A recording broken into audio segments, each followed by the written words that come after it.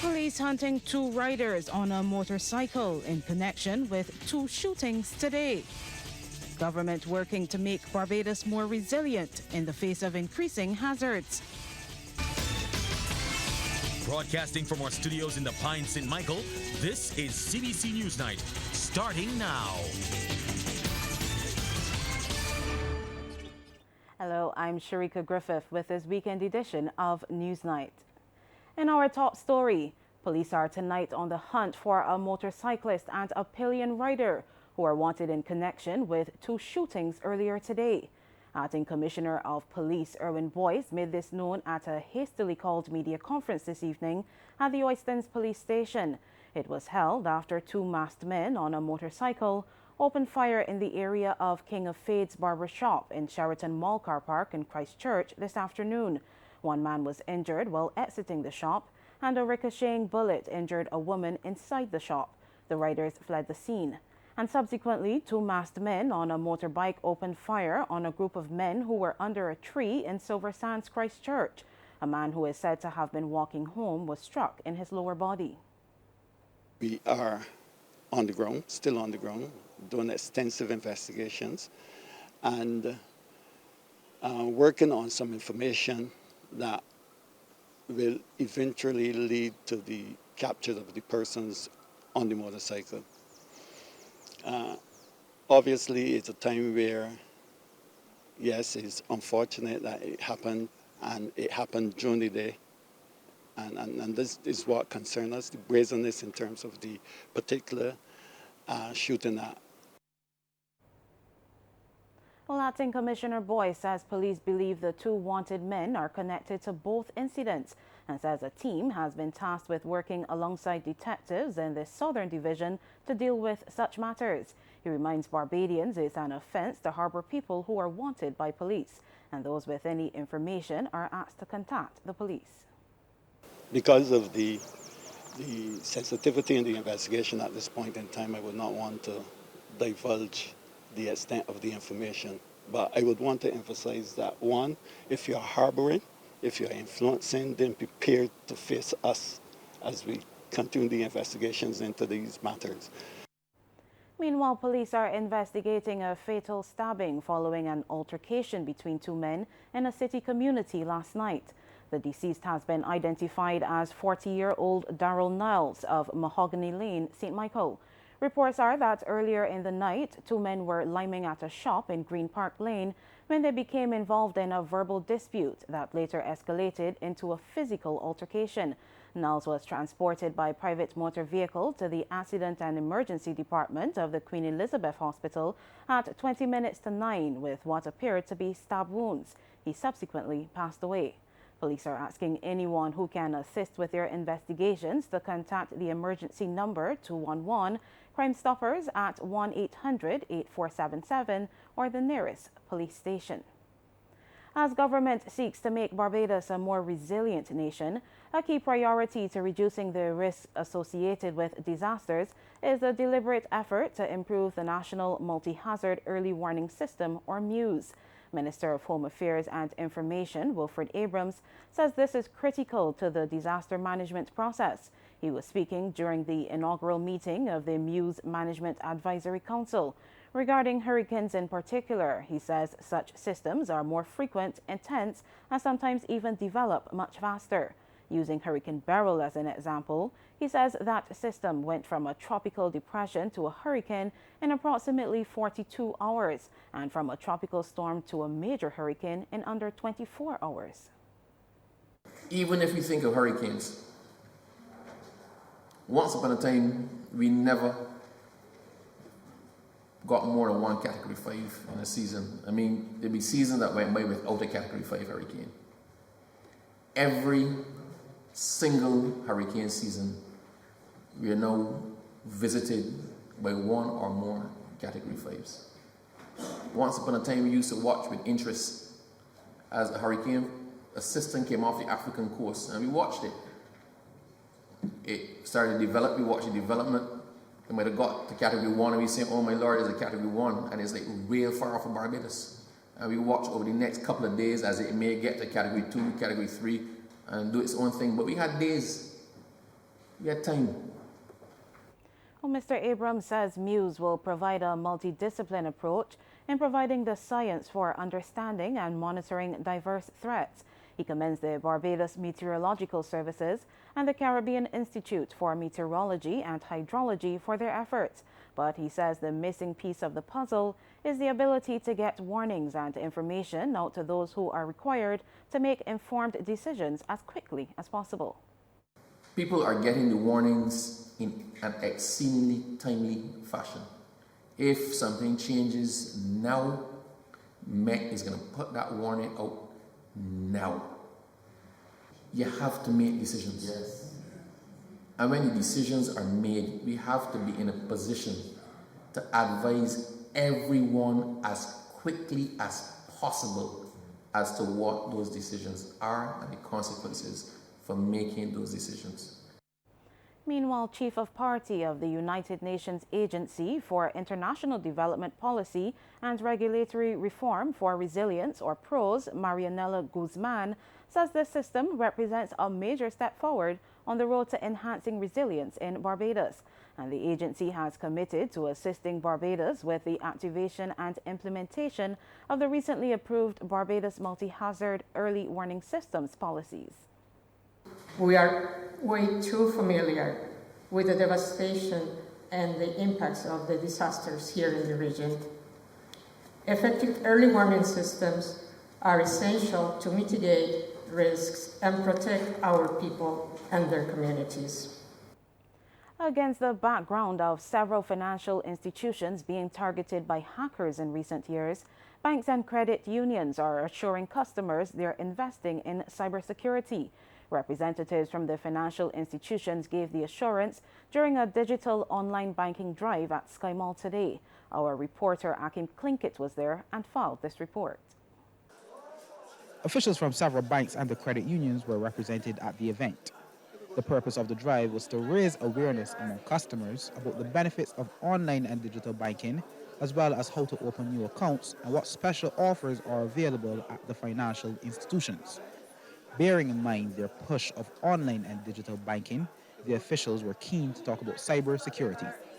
Digital marketing specialist at Republic Bank, Kimar Williams, says they take it very seriously, ensuring there are campaigns to make customers aware of the risks. We are putting millions of dollars in investment into our systems to ensure that our customers are safe from the internal aspect as well as the external aspect. We are upgrading our ATMs across the network. We are upgrading our banking systems as well, as well as our mobile apps. So, there's continuous development, and we have seasoned professionals who this is their daily job to sit down and be aware of what is happening and to ensure that we put the measures in place to protect our customers. Marketing manager at City of Bridgetown Cooperative Credit Union Limited, Marcus Myers, says every year a portion of their profit is used for upgrades to their cybersecurity systems and departments. We really try to always keep abreast of all of the changes, and I understand that there are a lot of persons that ask questions and are curious, about, keeping their money safe in this environment. And we really try to always reinvest the surplus that we would get every year to making sure that they feel that safety and security. Meanwhile, Dwayne Worrell of Sagicor Bank says they too are continually investing in cybersecurity. He adds that plans are also in place to make sure the elderly are aware of the benefits of using digital banking. The panel discussion had quite a few seniors at it, and so that speaks to the engagement at that level and in that sector of the population. So we see it there. We've been engaging with and interfacing with BARP, and there are some other programs we're going to do with them as well to ensure that the older members of our population feel empowered to adopt digital systems. So for sure they're taking it on. More events like this are expected to follow in the coming months to drive more awareness about online and digital banking. Akim Klinkett, CBC News. Well, coming up, more nurses from Ghana to touch down in Barbados tomorrow.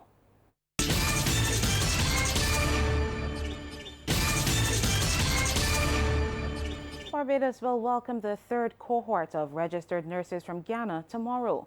They will be arriving via a chartered flight. A welcome ceremony is planned at the Grace Adams Suite of the Grantley Adams International Airport for 11:30 a.m. Hospital and diplomatic officials, along with Ghana's Deputy Minister of Health, will be in attendance.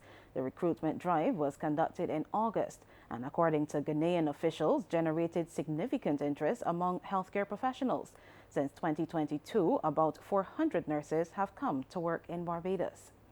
And in other news, with the start of Caribbean Tourism Month, Chief Executive Officer of the Barbados Tourism Marketing Incorporated, Andrea Franklin, says November is a time of reflection and reassessment of the vital role tourism plays in the development of the region. The month is being observed under the theme One Caribbean, Building a Resilient Future. It reflects the region's ongoing commitment to unity, recovery, and sustainable development with a vision of a stronger, more resilient tourism sector. According to Ms. Franklin, 2024 has been a rewarding year so far for the BTMI. We experienced a wonderful start to the year by being awarded Best Tourist Board at the Global Travel Awards. And for the second consecutive year, the Barbados Food and Rum Festival has been awarded the Caribbean's Best Culinary Festival by the World Culinary Awards. This further solidifies Barbados as a premier destination and as the culinary capital of the Caribbean. One of our new and exciting attractions is the newly renovated Pelican Island, which features a variety of unique bars, restaurants, local arts and crafts, just a few minutes away from the Bridgetown port. Well, this breaking news just in. Acting Commissioner of Police Erwin Boyce has confirmed 2 men are now in custody in connection with the 2 brazen shootings earlier today, which left 3 people nursing injuries. 2 firearms were also recovered. He thanks the public for their assistance in this matter. And coming up is the Weekend Sports with Mark Steele. Good evening with Sports Night. I am Mark Seal. Well, it has come down to the final one-day international at Kensington Oval on Wednesday because West Indies and England are now locked at 1 game apiece in the 3-match CG United ODI series after the hosts surrendered to the visitors in today's second match. Sent into bat at Sir Vivian Richards Stadium in Antigua, the Windies rode on 117 from skipper Shea Hope, which included 8 fours and 4 sixes, as the home side posted 328 for 6 off their 50 over. In reply, captain and player of the match Liam Livingston led with an impressive unbeaten 124 with 5 fours and 9 sixes, as England fought home on 329 for 5 or 47.3 overs to win by 5 wickets. Here in Barbados, Wildy have closed day 1 on 234 for 4 against hosts, Wanderers, in the top of the table clash of the 2024 BCA Elite Division. Deciding to bat at Darrell's Road in Series 7, Wildy went to stumps with Carlos Maynard on 62 and Captain Jerome Jones on 60. Jordan Niles has 4 for 55. In the other games at Queen's Park, Siobhan Brooks bagged 6 for 27 for Spartan to help bowl out Gladiola for 122. Spartan are 37 for 2. At Bank Hall, Empire 114 for 4 against UWI. At Friendship, Pickwick 125 for 2 against Yorkshire. And at Waterford, BCA Youth 220 for 9 against YMPC. In football, the quarterfinals of the Prime Minister's Cup take center stage tomorrow at Friendship. CBC's Anmar Goodrich Boyce previews the action. The first quarterfinal match features the Christchurch-based Wharton against UWI Blackbirds at 6 p.m. Wharton are the runners-up from Group B after winning 2 of their 3 preliminary matches over Parishland and Whitehall FC. Their only loss so far came at the hands of Paradise, but they cruised through the round of 16 with Jabari Papi Chandler scoring a hat-trick as they got the better of Parishland 3-0. There's no doubt that Chandler is the main man for Wharton, along with playmakers Tashane Lord, Darian King, and Omani Leacock. For the Blackbirds, they can brag of arguably having the best local player on the island at the moment in now Reece Stephen, who has netted 5 times in 4 games. Kyle Ford Blaze has also been lethal in front of goal for UWI, just 1 goal behind Reece Stephen on 4. Blackbirds are yet to taste defeat and are averaging 3 goals in each game, with wins over Barbados Soccer Academy, Kickstart Rush, Pinelands, and Empire. UWI Blackbirds will be extremely tough to stop, Wharton will have to keep their concentration on and defend well for long periods, but all in all, it promises to be an entertaining contest. The second match of the night is a clash between Paradise and Kickstart Rush at 8:30 p.m. There's no clear favorite in this one.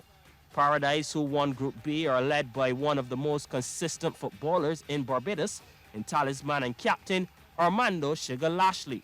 He has scored 4 times and is expected to be assisted up front by Winston Maynard and Terrell Rayside Damondonka. Paradise's road to the quarters includes wins over Wharton, Pride of Gall Whitehall and Greens United, as the Dover-based boys have a perfect record of 4 wins from 4 matches.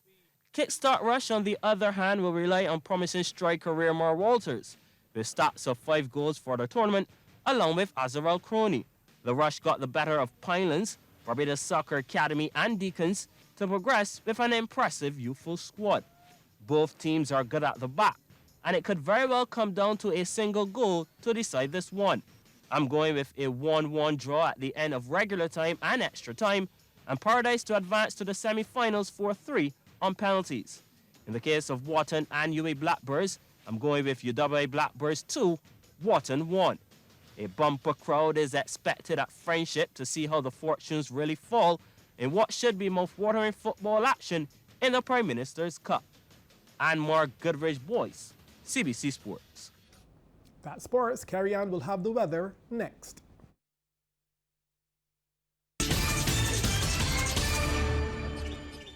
Good evening and welcome to the weather news. Instability affected the island today. As a result, we experienced cloudy skies along with showers and thunderstorms. Now, the winds are quite light across the region. They're peaking at 10 knots for us here in Barbados, and a trough system maintained some showers across some sections of the Guianas. The maximum temperature today was 31 degrees Celsius, the minimum 27 degrees. At present, the temperature stands at 28 degrees Celsius. The relative humidity 87%, which means that we have moisture building in the atmosphere. Those winds are coming in from the east. We take a look now at our satellite feed, where instability maintained cloudy skies along with showers and thunderstorms here in Barbados. Now, we had up to 46 millimeters of rainfall in St. Lucie. The winds are generally light across the region. They're peaking at 10 knots for us here in Barbados, and those seas are moderate and open water, with swells peaking at 2.5 meters. We are urging small craft operators as well as sea bathers to exercise caution.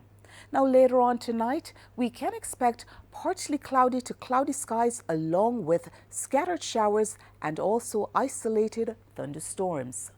Further south, a trough system generated some showers across some sections of the Guianas. And over now in the Western Caribbean, unstable weather conditions prevailed across sections of the Bahamas, as well as Cuba and Hispaniola. That's our first look at the weather. After the break, we'll have the forecast.